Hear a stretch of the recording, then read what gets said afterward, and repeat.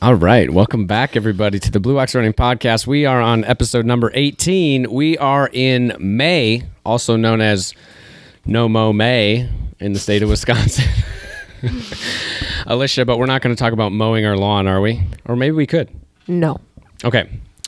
We're going to talk about mental health this month. We're going to talk about mental health on this podcast. We are super excited to bring in a couple different voices to this podcast, including your own voices. We put out a survey which includes a handful of responses we want to get to. We want to have this be an open conversation about how running and activity and walking and getting fresh air all relates to mental health, not just physical health, but kind of the big package. But before we do that, word of the day, Alicia, what's on your brain? Let's do track and field. Track and field. That's like 3 words. Track. Track. All right, we're going to get the theme song and then talk about track and mental health. So what's your spring running goal? Qualify for the Boston Marathon. Claim the beer mile title. Training for a triathlon. 20 minutes again under a 5K. To run happy. Balance running and family. Finish Grandma's marathon. To not die. Fast. Or slow. Let's go! Fast or slow! Let's go! Fast or slow!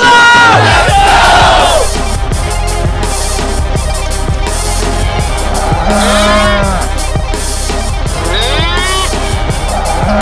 All right, we're back from the theme song, everybody.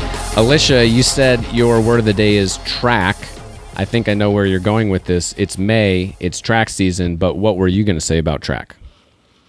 That it's May. It's track season. Yeah, I mean, this is big. This is our first year going to middle school track meets because Shane is in track, right? Correct, but just the season all around. Even high school, I've talked to a lot of collegiate athletes, high school athletes, middle school. It's just fun to hear their stories and where they're at. And there's just something about track that's different than cross country when you're out spectating. Oh, big time. And the teams are kind of a little different makeup because there's so many different events. So there's the sprinters and the field events and the distance runners as well, a little bigger teams.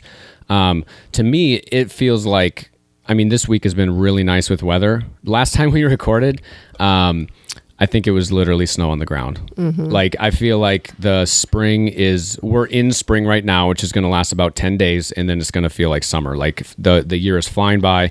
Some of our friends on Facebook that have kids in different states and stuff, like, they're wrapping up, like, they're done with track, and they're, like, getting ready to end the school year. We're going into June this year in Eau Claire, as far as the school year goes. So we're not quite done, but we're sniffing the end for sure. But what has been awesome about going to, like, for me, middle school track, just like attending the races is super fun because it's super laid back. You got kids trying the sport out for the first time. They're doing, like, the 100 hurdles, and then they'll go do the high jump, and then they'll run the mile, and they're just all over the place. They're hopefully not specializing in only one event, even though our kid only does like one event at a time. But what do you like about seeing track again? I think sometimes I can get down, I think, on today's youth, that, oh gosh, like, where are we headed? And it's just been so encouraging to see the kids rally around each other, wherever you're at, if you're trying it out, if you're the quickest out there, or that they all, like, cheer so loud for each other. Yeah. And just are always like, good job. And back at the pack. Yeah. And, like, they require that you stay the whole track schedule so that you're not just leaving after your event, like, that you're there cheering everyone on, which has been really cool to see. Right.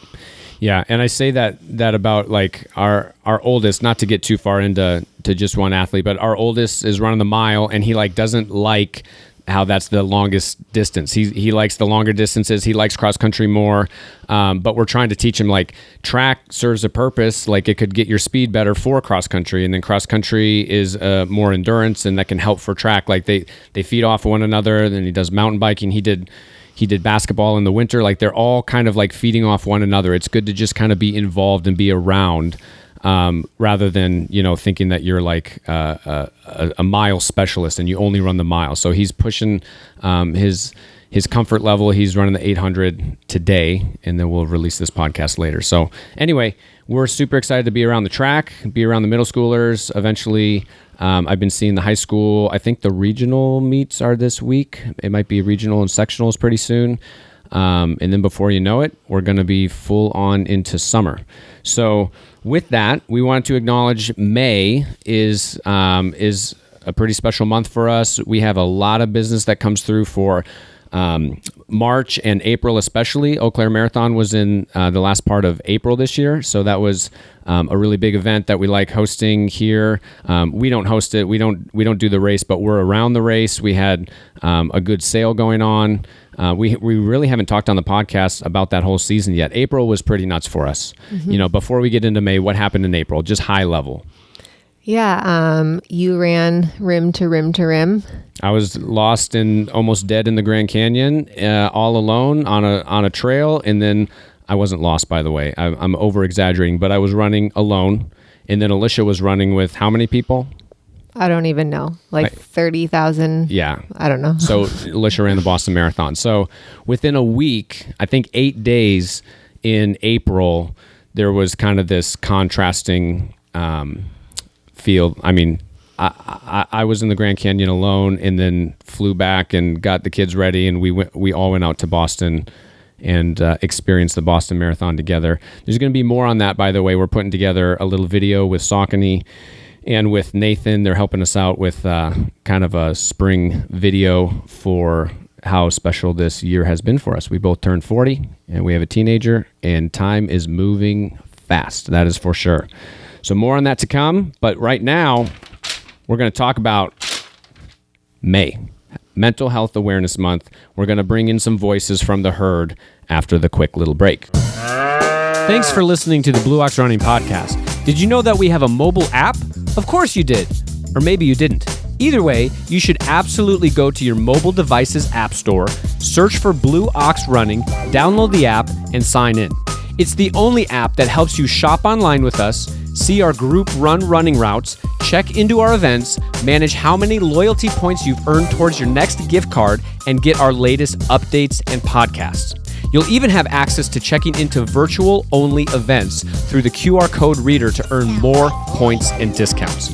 Use the same email you've used in the store to sync all your points together, or sign up for a new account and get saving today. Don't know where to start? Simply go to blueox.run/save.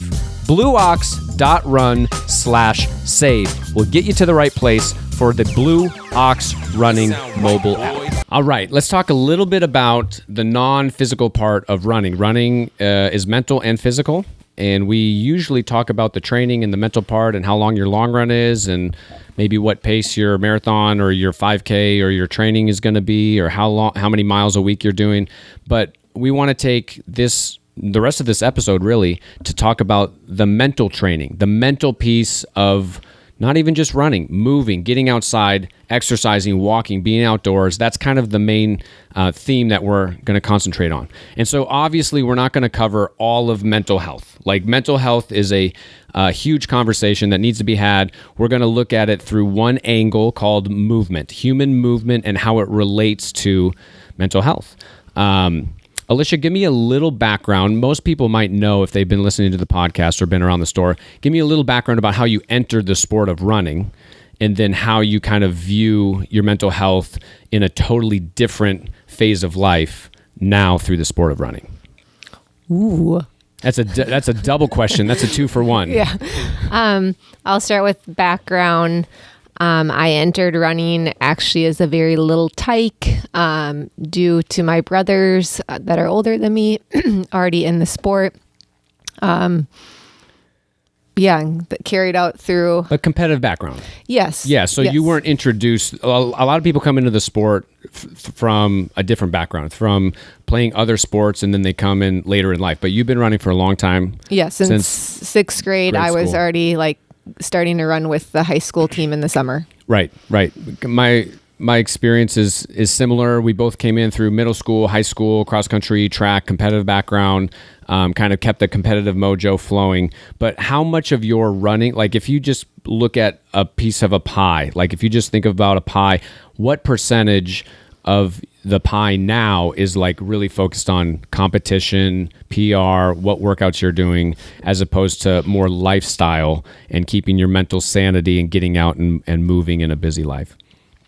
Very little. So I'd say 10%. Yeah. So if you look at the pie, it used to be what, 99%? Like that's why you were there. Mm-hmm. That's why you were on the team, is to compete and kind of, and then it became a little bit more social. Mm-hmm. What did you like about being on a team in high school and college?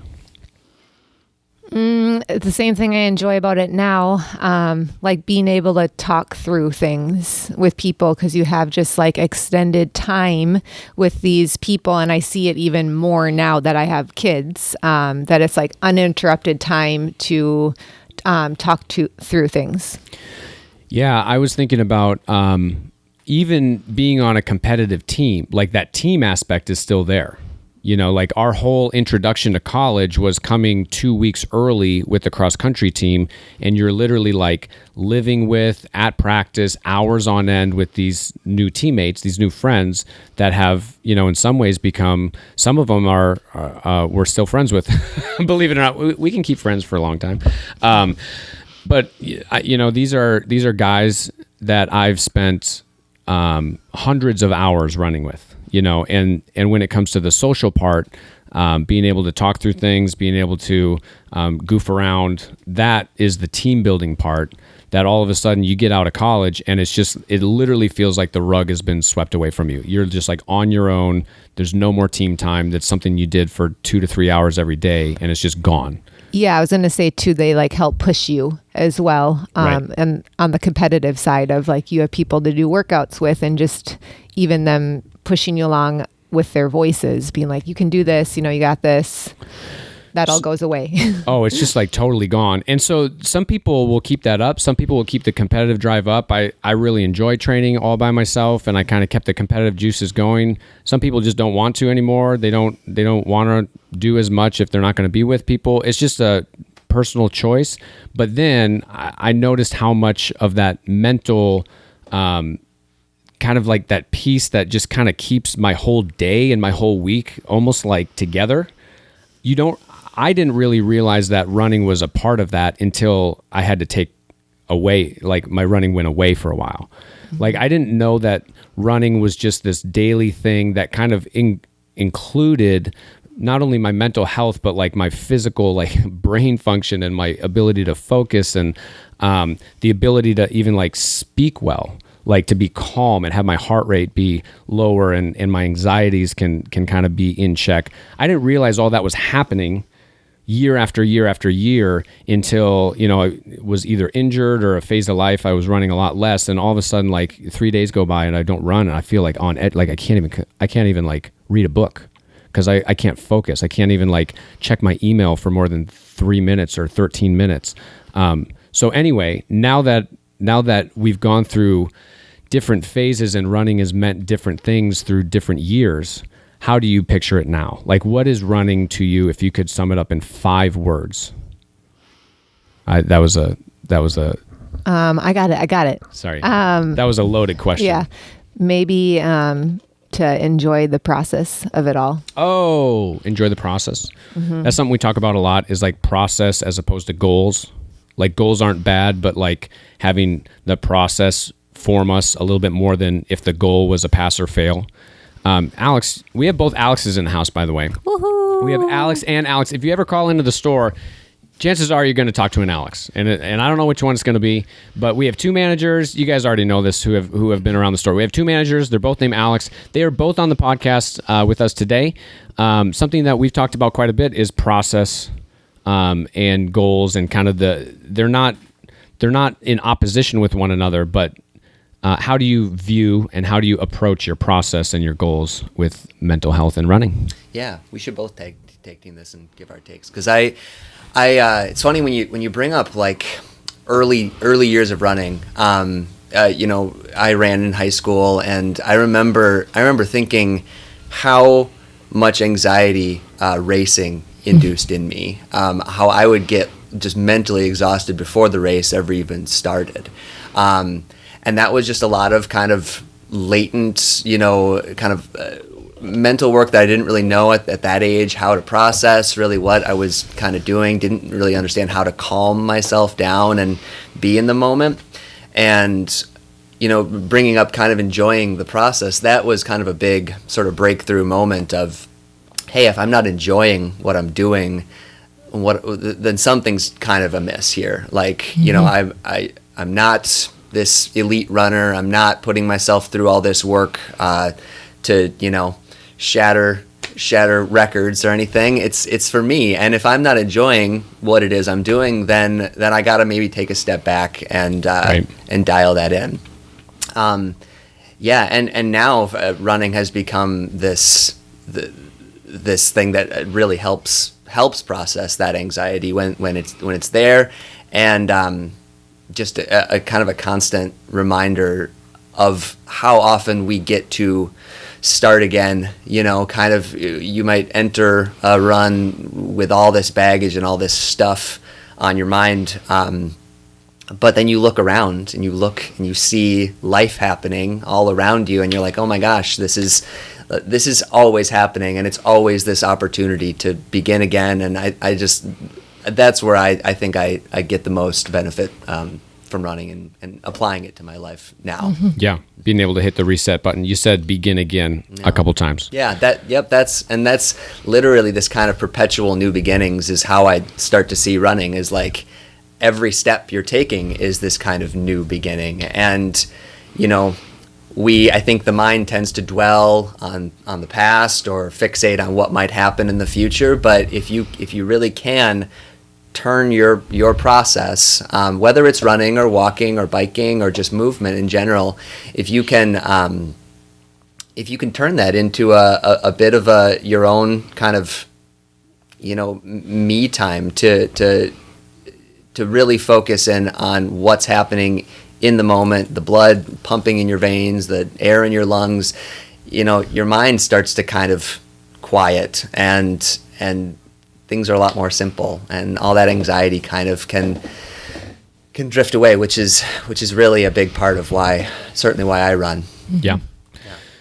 Alex B. I don't know how close to be. How close to Alex B. I have a different background. I did not run competitively in middle school or high school. I was the kid who absolutely dreaded the mile run. So I came to running much later, and it was primarily for and I credit this to my friend Sue. Running has always been about relationship. It's always been about connecting with other people, taking that time to be outside, to encourage each other, to hear about our lives, and to just breathe for a little part of the week. I mean, there was the simultaneous joy of, wow, look, I'm increasing in health and in ability to go farther and all of this stuff. But it was this actually one area of my life where I didn't feel this drive to be the best or to be perfect or to get the straight A or to, be the elite. And that never will be me. I one time put that I was going to finish the Eau Claire Marathon in 2 hours. That was an accident. Straight up sub 2, first time ever. It was definitely an accident, and I realized it when they sent me an email saying, you're expected to be one of our top runners. I was like, this isn't right. But that's okay, because I am continually brought back to this grounding of running is about relationship and community to me, far more than it is about needing to pass or fail. Hey everybody, this is Adam with Blue Ox Running. Thank you for listening to the podcast. This is only a 20-second interruption.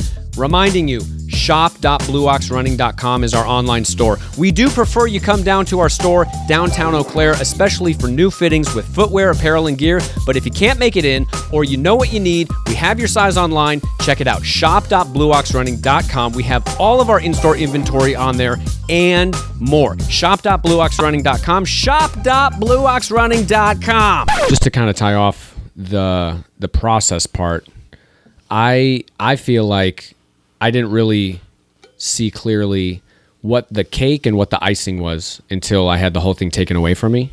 And growing up with the competitive edge, I thought the whole thing was to compete. That's kind of why you do this sport. I never projected it that's why everyone needs to do it, but that's what it was for me, and I really like it. To be honest, Alex describes being really nervous for races, and I would get nervous because I didn't know how the race was going to go. But I really like competing. If there's one thing I want to do with running, it's kind of to compete, and I have a hard time thinking about it in a different way.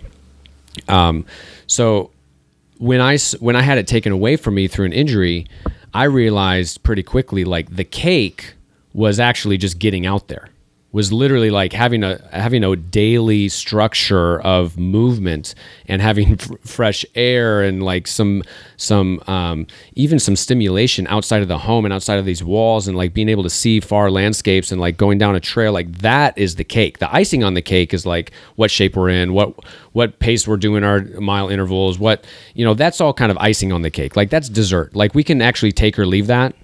And sometimes I like a little dessert, but I feel like the proportion, like, I've always thought that's the thing, is like, how fast are my mile intervals this week?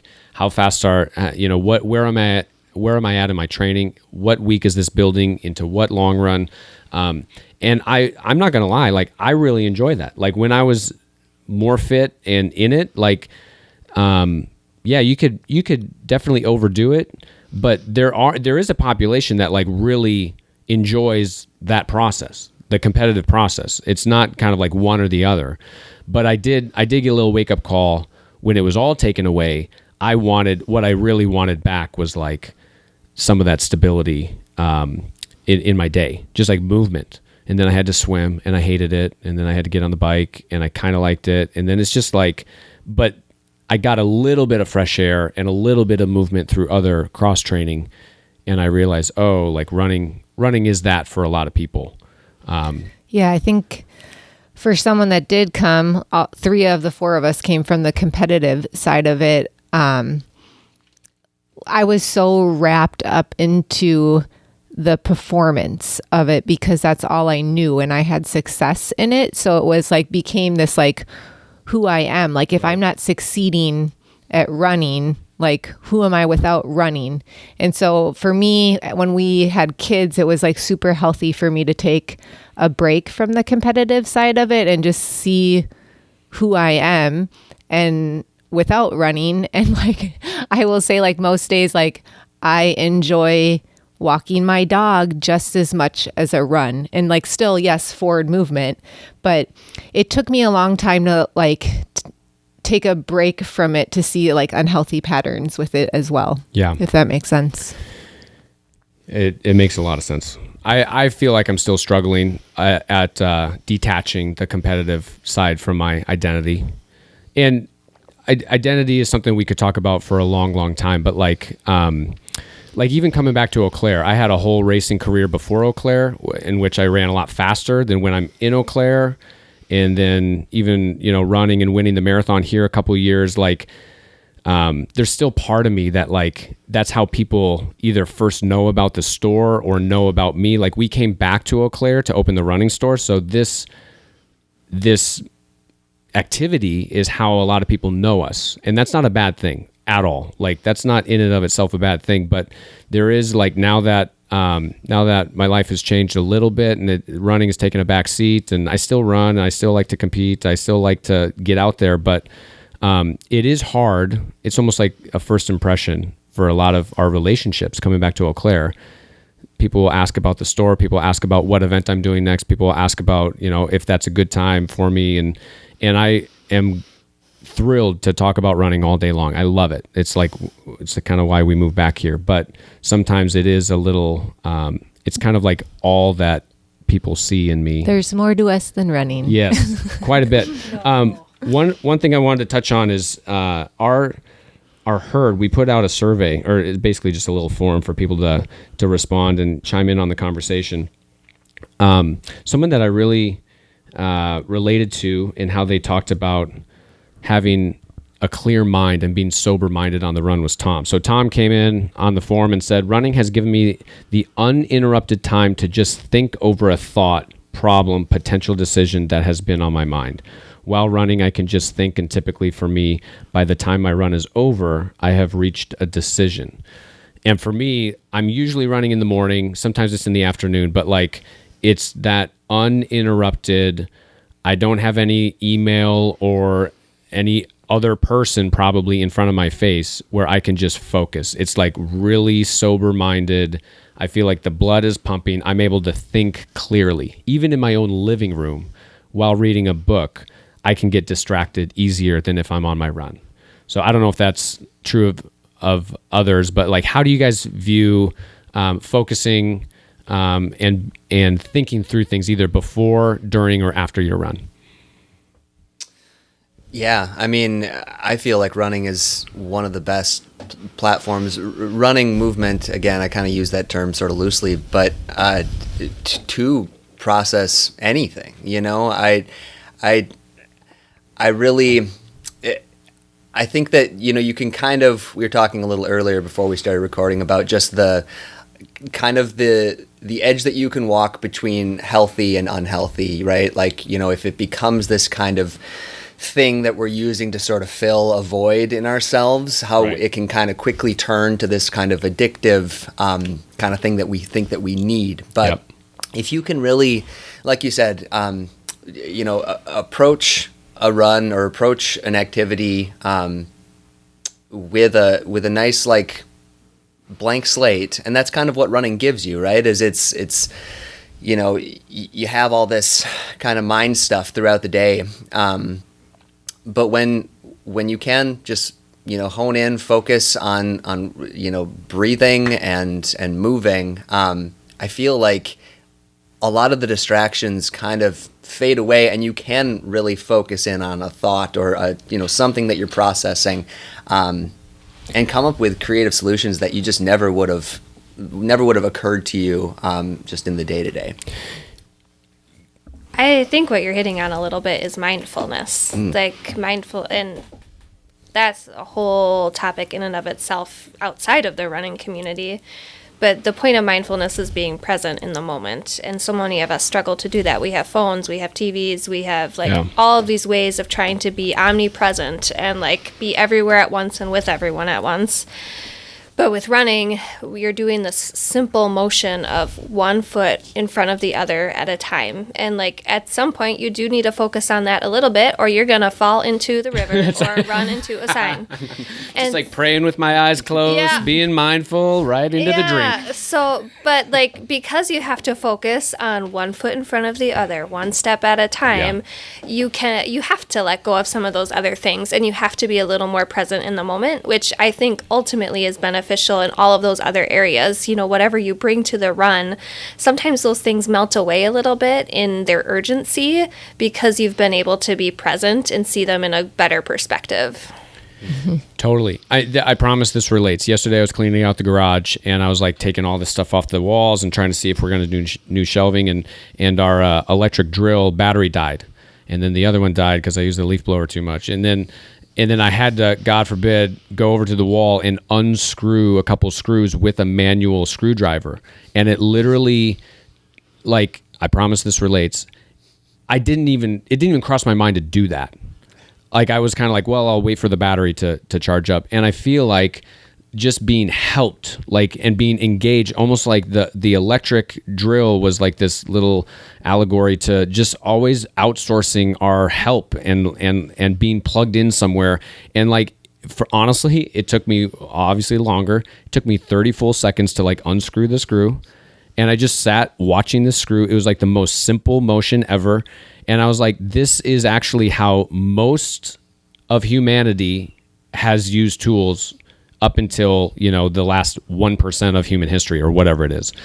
And I think running is in that same vein. It's so simple. It's literally kind of the same thing as it was 1,000 years ago or 500 years ago. We have some new technology, but we can do a lot, like the whole cake, not just the icing on the cake. Most of what we can benefit from is through that simple motion. You know, how have you either plugged in or unplugged? Do you use music, podcasts? Do you want content, or do you want to get away from the content? I feel like I have a lot of content going on in my life. So usually I am running with nothing. Because like you shared, like even in our home, which is all really good things, but it's very interrupted. And so usually I want to have that silence, and I am very introverted. So I feel like I need that silence to recharge. I've once in a while listened to like a book because I've had to do like a 20 miler by myself. And so I just like, that's a long time. Or I will once in a while plug in But truly, like if I'm listening to music, it's worship music, and it's to experience God in a more real way on my run, and not any other kind of music. So that's where I'm at with plugging in.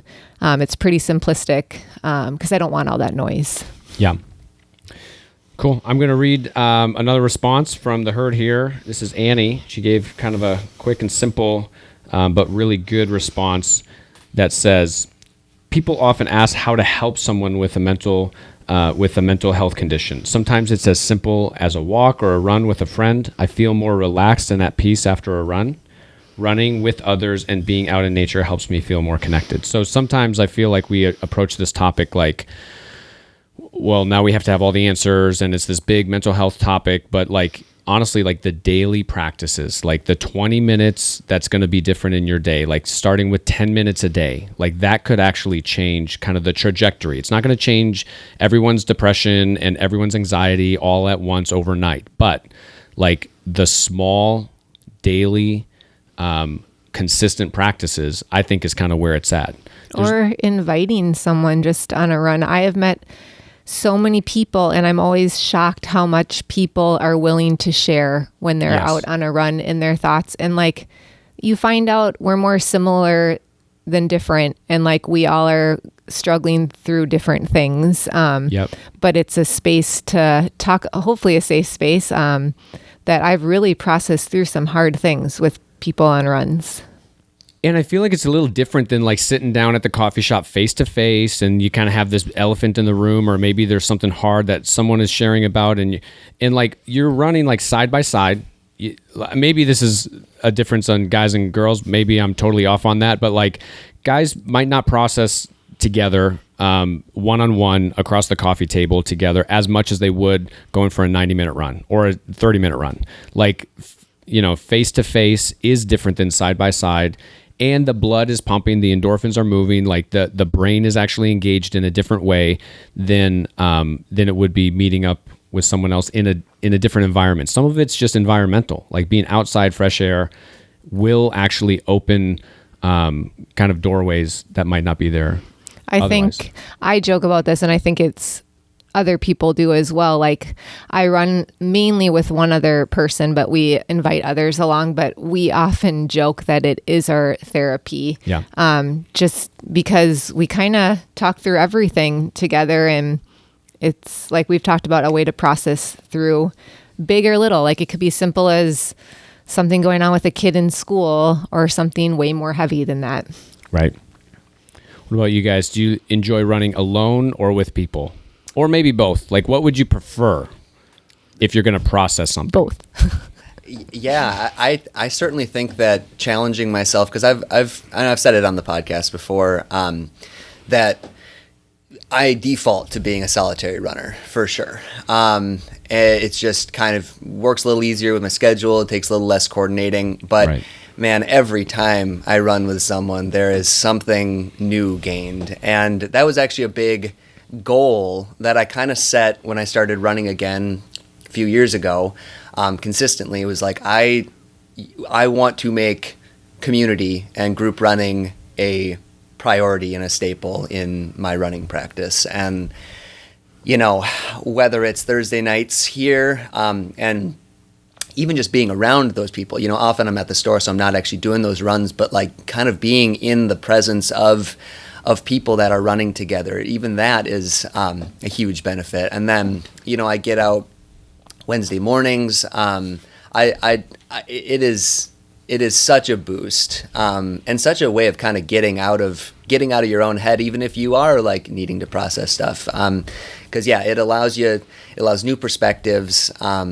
It's always a little lighter hearted, I feel, when you're with somebody, even if you are coming into something with a lot on your mind. So yeah, that's been a big goal of mine to continue expanding to community and finding all the meaning in that. Cool. I love both. That's my answer. Yes. I love running with people. P.S. A little plug. I would love more people to run with. Should you need an Alex in your life?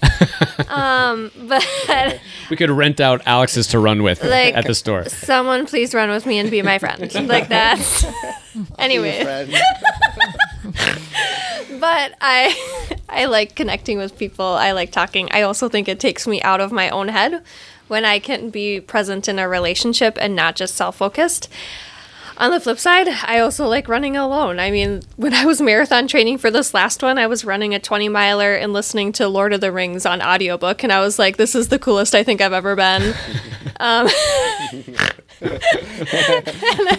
Or I'm like listening to a playlist of Alex's like nerdy songs, and I'm like actually singing on the run, and people are like, "Ooh, she's crazy." And the secret third option, I also really like running with my dogs. Yeah. Though that is as interrupted as it gets because they stop every 3 seconds. Yeah. So I think they're all good and beneficial in different ways. But that's just how life is, right? Like you can't just be with people all the time, and you can't just be alone all the time. We need that healthy balance. Plus, if I run with other people, then I don't come into work talking at 80 miles per hour and very much overwhelming Alex Rongstad. That's good. Very good. Hey, I'm going to read another response from Brian. By the way, thank you to everyone that gave us responses. We're not going to be able to go through all of them. We're kind of picking in and out of a couple here.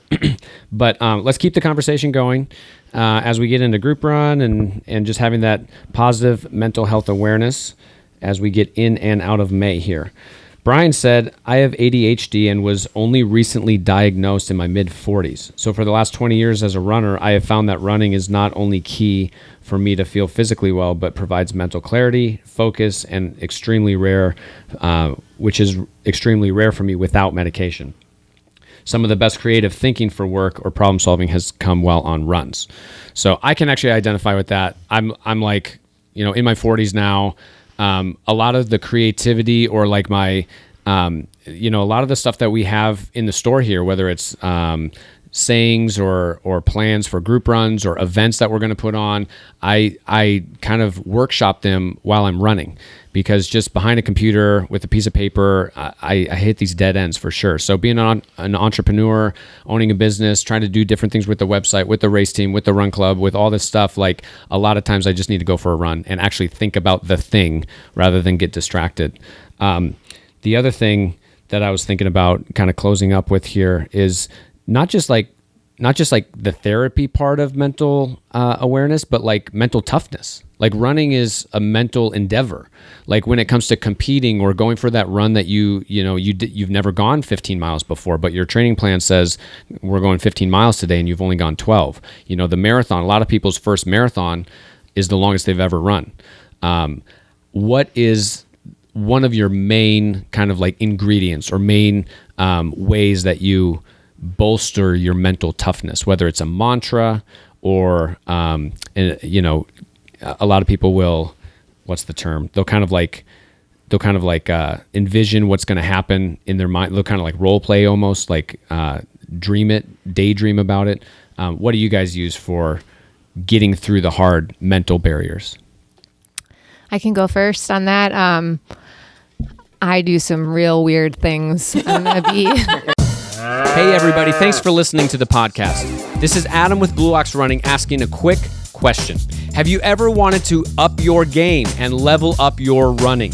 We're here for you with weekly group runs. We're here for you with individualized coaching, and now we're starting a race team. Each of these options are here to help you with your personal running, whether it's the free group runs or the weekly training group that we're starting called the Axe Pack, or an individualized coach that will help you get started with anything that you need. We've got options for experienced runners, non-experienced runners, slow runners, middle of the pack runners, fast runners, people looking at getting their first 5K, and people looking at running a marathon or beyond. It doesn't matter. All of our coaches and all of our staff are here to help you where you're at. Just go to blueoxrunning.com and click the training link at the top, and you'll see our different options to get you out on the road with others. Real weird things. I'm going to be pretty vulnerable here. We know that already, but like we're talking about running now. Okay, what are your weird running things? I like feel vulnerable saying this, but I count a lot, honestly, to get through hard moments. I don't know what it is. I do it before I sleep too. Like I literally count my steps when it's hard, and then I'm just like, okay, if I can just get to 60, or I'll like count the pavement blocks. It just keeps my mind, like we talked about, focused on something when I'm feeling mentally weak. Once again, I'm like, should I say this out loud? I want a weirder one. Go weirder. I look for birds. I am such a bird lover. And like, so especially when I see an eagle, I'm like, oh, that's like the highest like standard. Yeah. I'm like, okay, I'm mentally here. God bless America. I saw an Oriole the other day and I was very excited about that. An Oreo? Oriole. Oh, gotcha. Still talking birds. It's an orange bird. Yeah, it's an orange bird. I often, how Alex B shared, of just not being so self-focused. I often use that as my like prayer time for others. That gets me through a lot of hard, just to have like an ongoing list of people I can be thinking about. Those are to name a few. Totally. Other people getting through the hard, longer run or faster workout or whatever. What's your mental fortitude built up by? You know, I kind of mentioned it earlier, and it's literally that beginning again kind of mantra. Just, you know, knowing that where I am right now is the furthest I've ever been in life. Like, you know, it's kind of weird to like wrap your brain around that, but like where we are right now is an accumulation of everything that came before, and that's remarkable to me. I feel like running is this active representation of that, and so I think I just get energy from everything around me, and yeah, you know, when it comes to kind of putting it together on a harder effort, it does take a lot more kind of quieting the that little voice that can be, you know, anxious or depressed or naggy, you know, and reminding myself that I'm alive, you know, I'm able, you know, I get kind of emotional about it because it is this kind of full scope thing where kind of, and I feel like running is this awesome metaphor for just everything that we can go through in life. And so that's kind of where I try to come back to, is just being alive, being present, and enjoying it. Being thankful. Yeah, gratitude is huge. Yeah. I like, and I will just always give a contradictory answer, apparently, but I am naturally very like perfectionistic and like obsessive compulsive. Like, I'm a crazy person in like in good ways. Maybe we should cut that out. But the good crazy. That's what we all We're are. talking about mental health, and I'm like, here, let me give you all my diagnoses. And so like I love to negative split a run. I love to dig deep when it hurts. I love to like push the limits because it's my natural state of being, is to like be stubborn and hold my ground. So sometimes strength to me, or like mental toughness, looks like offering myself the grace to slow down or the grace to stop early. That's actually an area I really struggle with because I don't understand it. To me, it's like, no, you have to do the run. You have to hit the Garmin miles exactly, or you have to like jump on your watch when it tells you that you had an unproductive run, because that's just rude. For me, sometimes it's toughness is having the self-assuredness and calmness and peace to say, this is my appropriate edge today, and it's time to back down. 100%. I listened to a whole podcast. I think it was Strength Running podcast that touched on that mental toughness is like, it's usually viewed as like we push harder and we do more and we go faster and we go stronger. And sometimes it takes a lot of mental toughness to cut out a run when you feel like you're overtraining. Like if that run was not supposed to fulfill that purpose, to actually be smart about it, to back off. Mental toughness is not just pushing through an injury. That's actually mental weakness, because you think you have to do this when you don't. I'll kind of wrap up here. I agree with Allie. She wrote in and said, every time I run, I feel better after. Sometimes I have to force myself to do it but I always feel better after. I set my watch for 10 minutes, then I decide if I want to keep going, and I always say yes. So those little small goals, you know, don't think of, sometimes I have to say, running 90 minutes today or even running 40 minutes feels like a mountain to climb, and I don't want to do it. But if I just put my shoes on and I just put these little goals in front of me, put my shoes on, get the right attire on, and maybe I'll just go out for 20, and then if I trick my mind into going out for 20, I usually go for 40 or go for whatever I needed to, because I feel better. I feel the worst in that first 10 minutes, to be honest. You're kind of creaky and you're getting used to the run. So small goals that are doable, that you can kind of eat along the way, and then you end up with a bigger goal. I guess the last thing I wanted to mention on like mental toughness, the mental mindset is, running isn't going to solve all of our problems, and it's actually not like the golden key. A lot of times there are very good things that come out of it, and we've talked about a lot of those today, but we want to be honest with the conversation. Like, I've been in the ultra world before. There's a lot of mentality there that more is better. You got to keep doing more. You got to run your longest run. You got to run 100 miles before you're a true ultra runner. You got to run 50 miles before you're a true ultra runner, not just a 50K. And like, the push lately is like more, not better. There's a huge mentality out there that you go more, and that's how you push yourself. You always have to do more. And I think that's helpful to push our limits, and I've done it before, and I don't regret everything I've done in ultra. I really love ultra running. I really love trail running. But there is, like, let's just be real. There is a huge, there's a huge pull to that mentality from other walks of life. And it can actually be toxic to do more than you're capable of doing. The divorce rate in ultra running is sky high. I'll just say it, because a lot of people don't talk about that. It taxes people in ways that they shouldn't be taxed with good work-life, home-life balance. A lot of people come from being addicted to drugs into being addicted to running, and that is a net win. Like, that's good. I don't want people to be addicted to drugs. I'd rather have them running and doing something healthy. But you can still be, like, let's just be honest, you can still be addicted to running. You can have an unhealthy relationship with something that is healthy. And that's something we probably don't talk about a lot. I'm learning about that myself. It takes a lot of honesty to say when you're doing something that's good, but you're overplaying your hand on it. So anyway, that all relates. Let's keep the conversation going. The last thing that we'll finish with is me asking, what is your definition of running success, and anything else that you wanted to add? We'll go this way because we went that way last time.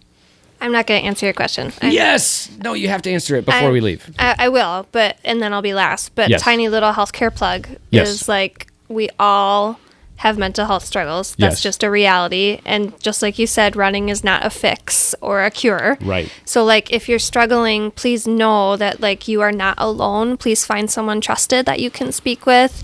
Please don't be afraid to speak with your providers. Like, our object here is not to say like, we have a fix for you, but how running has complemented other ways that we take care of our mental health. 100%. It's a tool. It's like a screwdriver, Alex, that you take the screw out of your garage with. Yes. It's not like the answer. It is a tool. Yeah. Now I'll answer your question. Now we got to answer the question. What is your view? There's no wrong answers here, but what is your definition of success when it comes to your running right now in your stage of life? Do it.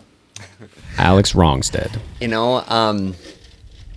I think it goes back to when I started running again at the beginning of 2020. It was telling myself, joy is the process, and if I am enjoying what it is I'm doing, then this is a successful practice. And that joy has stayed throughout a lot of miles and a lot of hard work, and it's evolved.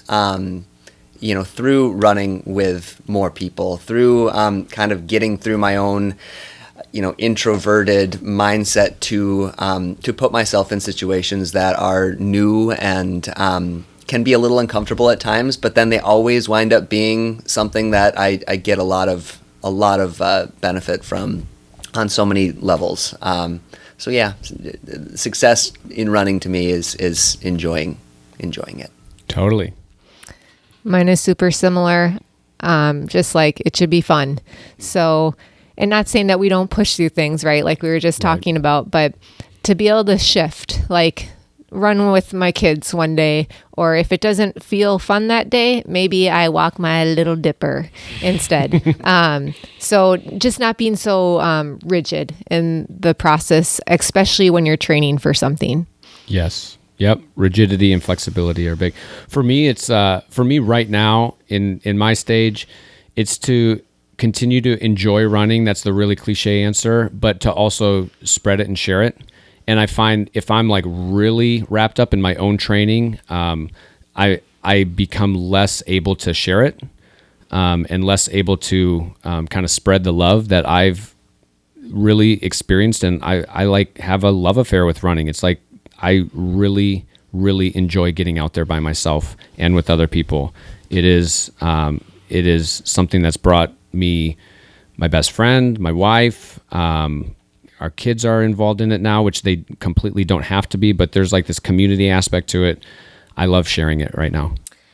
To me, just getting out there is success. Like, I think I went through in my own mental health journey a season where I could not run. The fear was too great and too strong for various other reasons. And so to me, every time I go out and run, it is a sense of bravery.